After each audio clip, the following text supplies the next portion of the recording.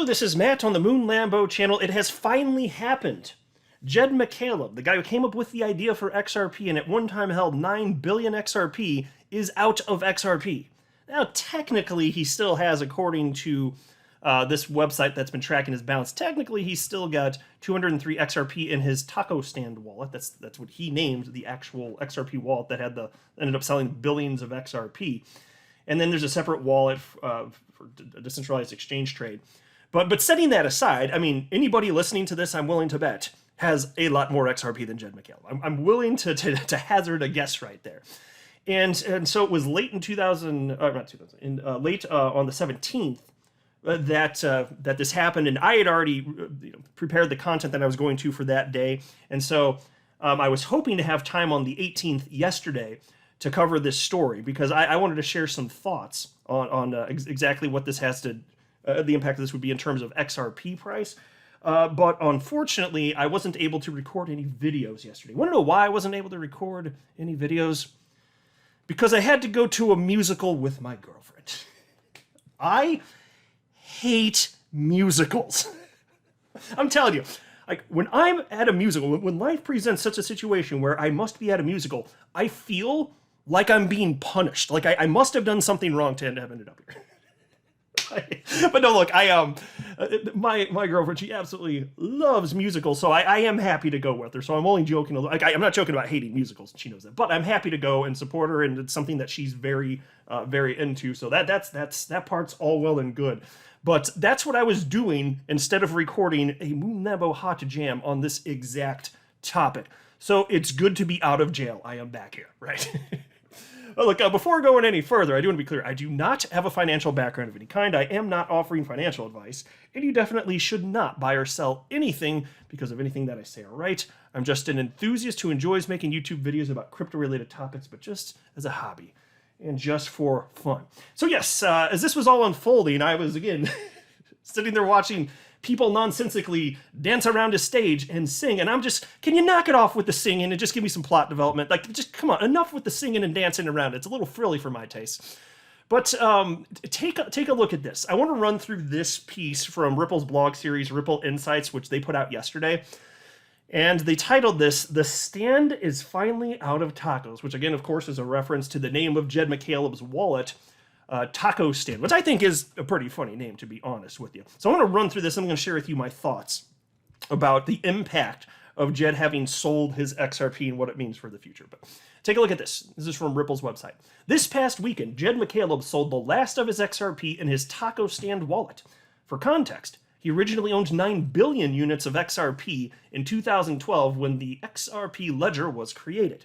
Many of you closely follow and are interested in Jed's XRP holdings, so we wanted to take the opportunity to mark the occasion by providing some background on Jed's ownership of XRP and the distribution of one of the largest individual holdings of the digital asset.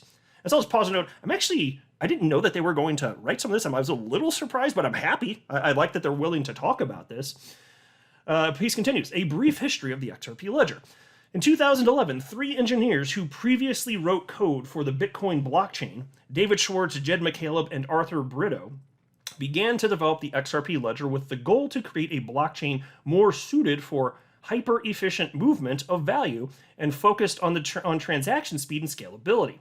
When the XRP ledger was launched shortly thereafter, 100 billion XRP was automatically generated by the XRP ledger's code, with the code base stipulating that no new XRP could be created.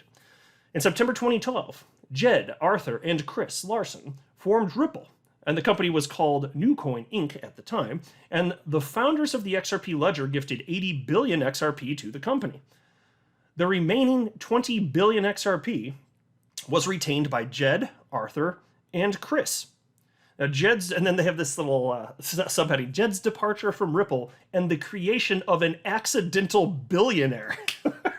It's true, though. Whatever. Look, I don't care. Let him get his. As long as we get ours, too, I don't freaking care if he always has way, way, way more money than I ever will have. As long as I get my opportunity, somebody else having more than me doesn't matter. I'm not a class warfare type of guy. So the fact that we even have this opportunity is because of him, so I'm actually appreciative. Whatever you think of the guy, I'm appreciative. The piece continues. Months in, it was clear that Jed's vision and the company's did not align, which ultimately led to his exit in June 2013. While his role was limited and had no influence on the strategy and operations on the company, he announced his intentions to sell his significant stake of XRP as quickly as possible. After Jed's departure from the company, Jed sold XRP into the market with regularity from 2013 through this past weekend. Ultimately, an agreement in 2016 outlined the following. There's 3 bullet points. Number 1, all of Jed and his children's remaining XRP, approximately 5.3 billion, would be placed in escrow with the XRP released in a manner consistent with the settlement agreement. 2, Jed was allowed to sell his remaining XRP based on the daily volume in XRP markets. That's a key part I'm going to come back to in a minute. But number 3, Jed was required to donate 2 billion XRP to charitable donor-advised fund of his choice. And then piece continues. Jed also agreed to sell all of his shares in Ripple, the company. Despite all the drama, developers and entrepreneurs independent from Ripple have continued to build on the XRP ledger, taking advantage of its native attributes and unique functionalities to move value. And today, the XRP ledger supports hundreds of use cases from cross-border payments and custody to marketplaces and NFTs. Ripple has been in business for 10 years, and this is only the beginning.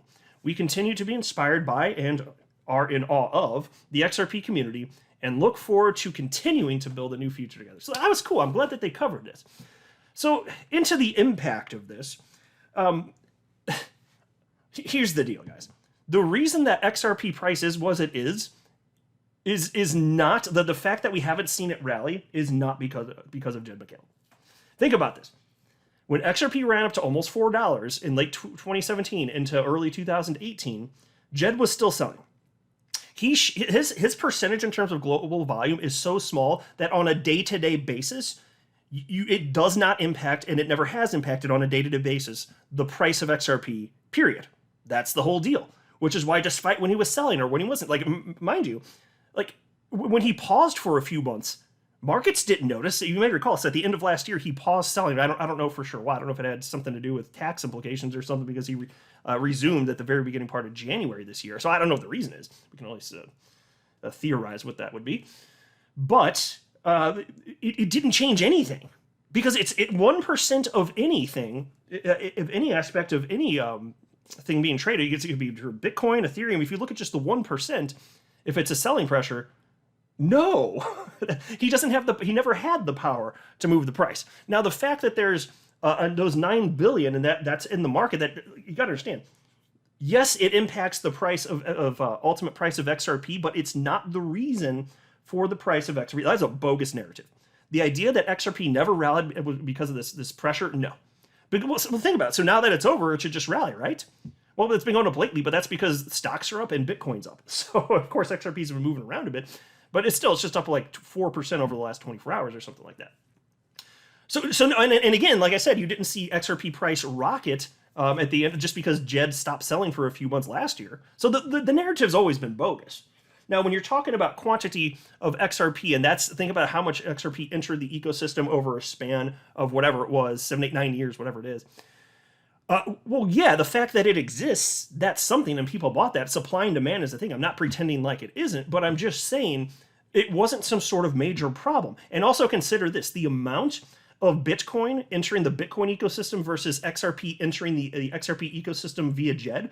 Like, the amount of Bitcoin, both in terms of dollars and percent increases, way more, just by mining, than with Jed selling his. It's not even close. Not even freaking close. So it's a bogus narrative, right? And it's like, look here, there is this, and I've shared this a few times over the years. This is another Ripple Insights piece. This is from May 16th, 2017. It's an article about Ripple locking up 55 billion XRP in escrow, as I'm sure you know at this point. But they shared this graph here. And I haven't seen an update from them, so I don't know what their current perspective is, admittedly. But back then, they were certainly thinking long term. This is a chart showing XRP. They titled it XRP distribution curve, so it would be Ripple introducing their XRP into the market over a 30-year period. And so even Ripple's XRP slowly, at a small percentage in terms of volume, entering. Well, yeah, I mean, if that didn't exist, then you'd have different supply and demand dynamics. So then you'd have a higher price. I get that, but XRP will either succeed or fail despite that. You know, it doesn't matter. It really just doesn't. It's such a small percent that gets introduced over time. Who the hell cares? And again, like I said, much more Bitcoin in terms of dollars and percent is introduced into that ecosystem, and nobody bitches about that. But we're going to bring up the tiny percentage that Jed is selling? Come on, guys. It just doesn't make any damn sense. So again, I'm not denying that supply and demand like has an impact. So over a span of, the last 9 years, okay, fine. I don't know what the price of XRP would be without those 9 billion XRP. I'm just saying XRP succeeds or fails despite that, because it was such a small percentage. It was healthy for the XRP ecosystem in terms of price development for the last decade. This has been happening just about. It's been healthy. It's been fine. It doesn't freaking matter. And so fine, you can argue that there's a lower price today as a result of that. Well, true for new Bitcoin being introduced in the ecosystem. It doesn't matter. It's still healthy. It doesn't freaking matter.